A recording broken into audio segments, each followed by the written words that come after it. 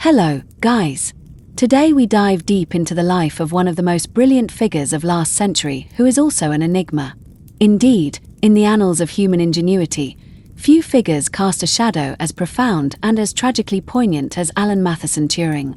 Born in London in 1912, he was a polymath whose intellect soared across the most abstract realms of mathematics, the nascent frontiers of computer science, the intricate puzzles of logic, and the desperate urgency of wartime cryptanalysis.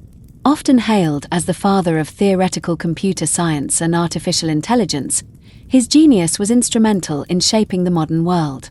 Yet, beneath the towering edifice of his intellect lay a life marked by societal prejudice, a devastating scandal, and an end as mysterious as it was heartbreaking.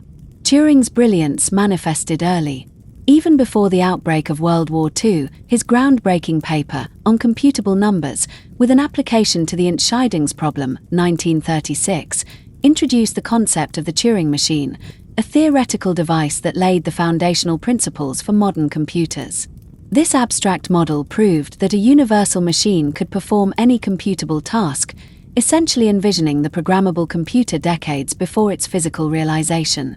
This work alone cemented his place in history, but his most immediate, and arguably most critical, contribution was yet to come. With the onset of World War II, Turing was recruited into the highly secretive government code and cipher school at Bletchley Park. Here, his extraordinary mind became the spearhead of the Allied effort to break the seemingly unbreakable Enigma code, used by the Nazi regime to encrypt their military communications. Working with a team of brilliant minds, Turing designed and developed the bomb, an electromechanical machine that systematically searched for the correct Enigma settings. This monumental achievement, kept secret for decades, is widely credited with significantly shortening the war, saving countless lives, and altering the course of history. His work was not just theoretical, it was intensely practical, a direct application of his abstract genius to a real-world crisis of unparalleled magnitude. After the war, Turing continued his pioneering work, contributing to the design of early electronic computers and delving into the concept of artificial intelligence. His Turing test, proposed in 1950, remains a cornerstone of AI research, a thought experiment designed to determine if a machine can exhibit intelligent behavior indistinguishable from that of a human. His ideas were, as ever, centuries ahead of their time, laying the groundwork for the digital revolution that would sweep the globe. Yet, for all his monumental contributions, Alan Turing's life was tragically cut short, not by war or illness, but by the cruel hand of societal intolerance. Turing was a gay man, at a time when homosexuality was not only deeply stigmatized but outright illegal in Britain. His personal life, discreetly lived, was about to collide catastrophically with the rigid moral codes of post-war Britain. In 1952, Turing reported a burglary at his home. During the police investigation, he admitted to a sexual relationship with the burglar, Arnold Murray. This admission, made openly and without apparent shame, led to his arrest and prosecution for gross indecency under Section 11 of the Criminal Law Amendment Act 1885, the same law under which Oscar Wilde had been convicted decades earlier. The trial was a public humiliation. Faced with a choice between imprisonment and chemical castration, hormone treatment designed to reduce libido, Turing chose the latter, opting for a year-long course of estrogen injections. The treatment had severe physical side effects, including gynecomastia, breast development, and undoubtedly took a profound psychological toll on a man who had already endured a life of quiet otherness. His security clearance was revoked, and his brilliant career in government code-breaking was abruptly ended, effectively side-limiting him from the very work he excelled at.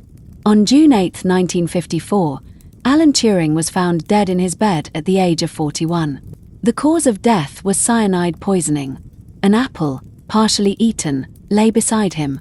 The coroner's inquest ruled his death a suicide, suggesting he had deliberately poisoned the apple. However, some historians and his family have since questioned this verdict, pointing to the lack of a suicide note and Turing's known interest in chemical experiments, suggesting it might have been an accidental ingestion.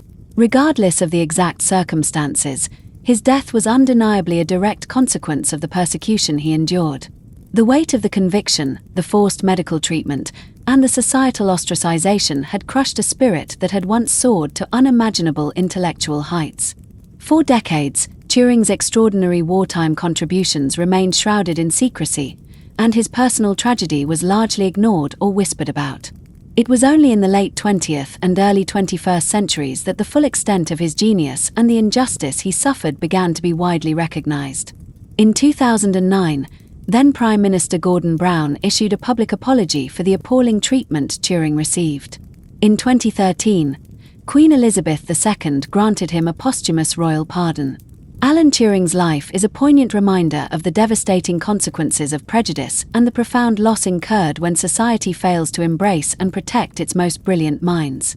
His story is a testament to extraordinary genius, a life dedicated to solving the most complex problems, and a tragic sacrifice on the altar of intolerance. Today, he is rightly celebrated as a visionary who laid the groundwork for the digital age, a war hero whose contributions saved millions, and a symbol of the enduring fight for equality and acceptance.